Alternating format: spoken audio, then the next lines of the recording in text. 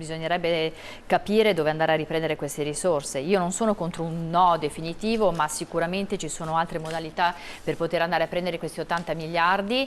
È vero che l'Europa sta dando soldi alle nostre imprese, è vero che non sono tutti, anzi quasi niente a fondo perduto, quindi questi soldi vanno anche in un qualche modo poi restituiti da qualche parte.